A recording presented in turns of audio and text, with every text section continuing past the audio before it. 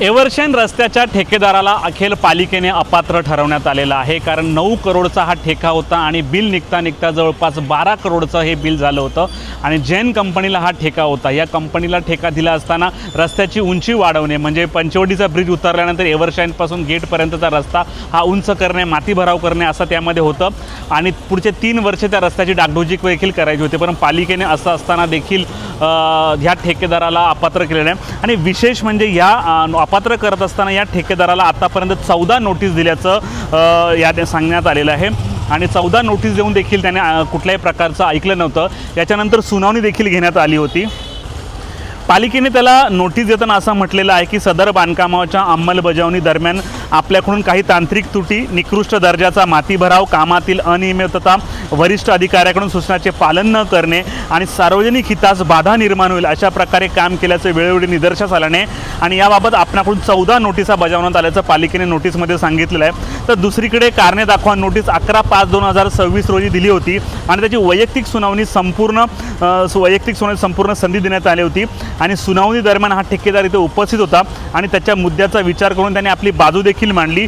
परंतु ती बाजू पालिकेच्या बाजूने समाधानकारक नसल्यामुळे पालिकेने नोटीसमध्ये म्हटलं आहे की आपल्याला अपात्र करण्यात येत आहे आणि पुढील 1 वर्षासाठी जे आहे त्याला अपात्र करण्यात आलेलं आहे आणि जैन कन्स्ट्रक्शन कंपनी ह्या कंपनीचा हा ठेका होता आणि त्यांच्याकडून जे स्पष्टीकरण मागवलं होतं ते देखील अमान्य होतं।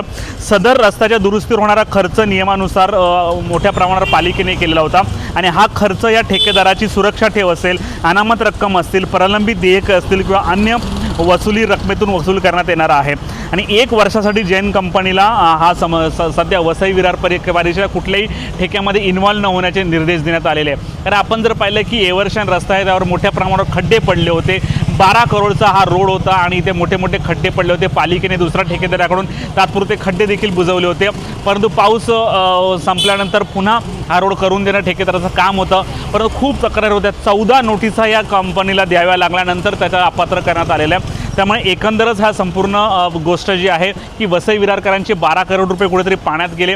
त्यामुळे अनेक लोकांच्या तक्रारी होत्या आणि पालिकेने अखेरला अपात्र केलेला प्रश्न उपस्थित झालेला अपात्र करून हा प्रश्न सुटणार आहे का?